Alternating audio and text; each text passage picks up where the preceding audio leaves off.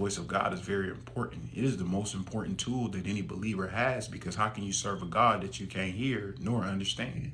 So in order to adequately obey the commandments of God, you must adequately be able to obey his voice, because his voice is what gives you the commandments.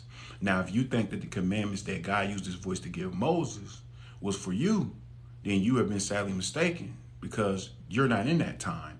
There's some commandments now that God want to give you for your life. So what happens is we be running around reading the word of God out of context, because what if there was no Bible? What if there was nothing written down? That means everything came from God's voice. So before everything was written, it was spoken. So now God came to certain people and gave them certain commandments for their life. He commanded Abraham, I want you to leave this place and go to a place you have never been. He commanded Moses, I want you to go back to Egypt where you fled because you had murdered somebody. This is a commandment that came from the voice of God. He commanded Solomon to build his temple. Now, there's 3 different prophets and they all had 3 different commandments. So now if you think that every commandment you read in that Bible is for you, we just established that you ain't Moses, you ain't Solomon, you ain't David, you ain't Jesus, you are who you are. So what has God commanded you to do with your life? If I'm a servant of the Most High, I am on assignment on this earth to do something that he commanded me to do. He didn't command me to go to Egypt. He didn't command me to leave and go find a place I ain't never been. He didn't command me to build him a temple. He did not command me to do those things. So when we read about what God commanded other people to do not take it as if God commanded it to you, because that's not your name. That is not who you are. You may not even be a prophet. So God got a special assignment for you. He sent you here for his purpose. You wondering what your purpose is. Your purpose is to obey the voice of God until he say otherwise. That's your purpose. So God has a special purpose for you. But the only way you can tap into your purpose is you got to tap into the voice of God. The same way all the other prophets had to tap in. All the other men and women of God in the Bible had to tap into the voice. So now if you think you're going to serve God and you don't even know his voice, then what are you doing? I would like to know. Are you doing what you read in the Bible? Because that's not what God told you to do. He told them thousands of years ago. So I'm wondering, what are you doing now that's serving God? Where is the works of your faith? So now God told me to come and do this class. The voice of God told me that. He gave me a commandment. So I had to come on here and obey the voice of God. So now, if I don't come on here, I disobey the voice of God. What has God been telling you to do?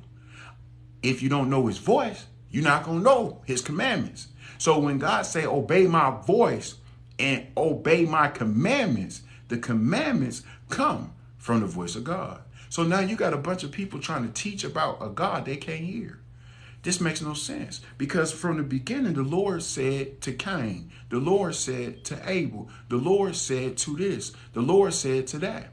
So now we got to understand and establish that the Lord talks, the Lord speaks, but how does he speak? He does not. The Bible says those who worship him, worship, if you look up the root word and really go back to, I think it's like Norse or whatever back in the day, it means to work for. So he said, those who work for me must work for me in the spirit and in truth. So now you have to learn how to get in the spirit. Because if you don't know how to get in the spirit, you don't know how to get in God. So if you can't get in God, you can't get in God's voice. You ain't going to know how to access it, because you don't know how to get in the spirit. You think getting in the spirit is raising your hand and going, yeah,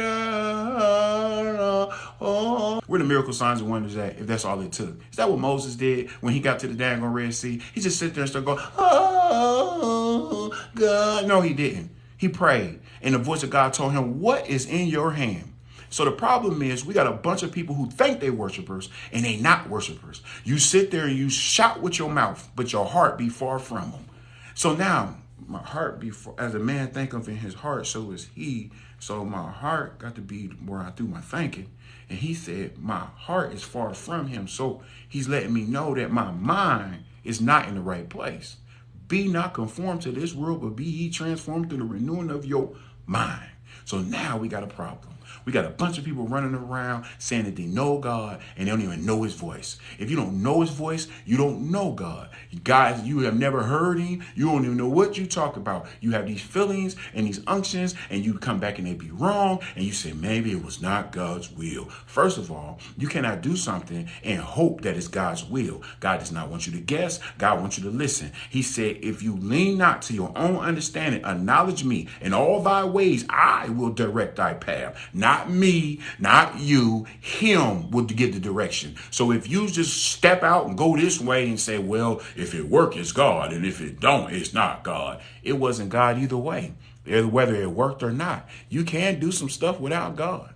You can go kill somebody without God. You can go rob. You can go sleep with somebody. You can go bless somebody without God. So we're not going to sit here and pretend like we can't do nothing without God, because it so seems like Eve ate from the tree and that wasn't what God wanted. So when God said he gave you dominion, he gave you the right to make any choices for your life. So all the responsibility is on you, not God. The only time God is responsible is when he tells you to do something and you do it. That's the only time he's responsible. If you tell yourself, if you listen to your neighbor and you go do what you want to do, that has nothing to do with God. You cannot hold God responsible for something that he never gave you permission to do. So what happened is we got people running around mad with God right now. Why did God let this happen to me? You slept with him. God didn't. Why did God let this happen to me? You smacked him in the face. God didn't. Why did God let this happen to me? You the one tripping on the job. That's why they fired you. Why are you going around blaming somebody when you don't know how to take self-accountability? So you're not mature enough to say it's me. So now you praying to God all day, every day. Then you get frustrated because you say, God ain't hearing my prayers. God does not hear the prayers of the disobedient.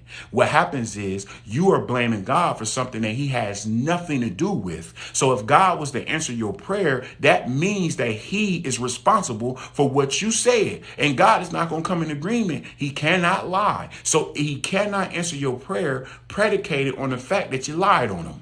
So you're lying on God. You're saying it's God's fault. God did this. God did that. No, God told you to sit your butt down. You didn't listen. And now you're dealing with the repercussions and the consequences of your actions. But now you still want to blame God. Why did God let this happen to me? And God looking at you and saying, what did I have to do with that? You made every decision without me. You didn't come to me and ask me for permission. If you ask God for permission to sleep with somebody, what you think God would say? If you ask God for permission to rob somebody, what you think God gonna say? So no, don't sit here and pretend like you have such a strong prayer life and such a strong relationship with God that you go to God and talk to God about everything before you do it. No, you do what you want to do when you want to do it, how you want to do it, and you looking for somebody to blame for every bad decision because you don't want nobody to know that you're not a good decision maker, that you don't know everything like you think you do. That's called the spirit of pride. Pride got you jacked up, making you think that nobody can know that I'm messed up. So what I'm going to do, I'm going to blame God. I'm going to blame this person. I'm going to blame everybody but you.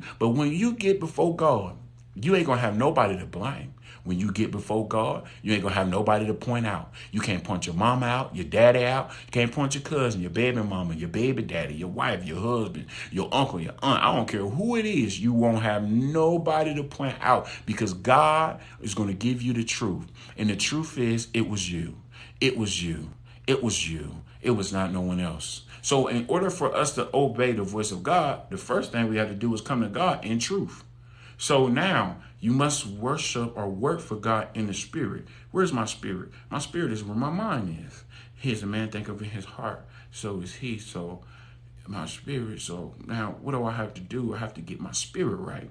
So if my spirit thinks that everybody else is at fault but me, I can never get to the truth. So I can never work for God. So now we have a problem. We got a bunch of people running around talking about, I think this was God. I think this was God. Let me tell you something. When you on your back and you got your legs up in the air or you got them bent over, and God ain't got nothing to do with that. You doing what you want to do, and you know about soul ties, and you know that you can send somebody to hell with what's between your legs, and you still use it. Shame on you. You don't know the voice of God. I wouldn't even say anything about God. God ain't stunting you. God ain't paying no attention to what you talk about. You praying, you wasting your prayers because God cannot hear the prayers of a disobedient. Now you sinning willfully. So now you're not even a sinner. You're a worker of iniquity with lawlessness. That means you act like you don't know the law, even though God gave you the law, even though God told you that this is not what he wants you to do. You still do it anyway. But then you get mad when anybody pointed out. But I'm a voice of God in the land of the living, which means that the voice of God talks through me to you and to tell you that he's not pleased with you because you playing games.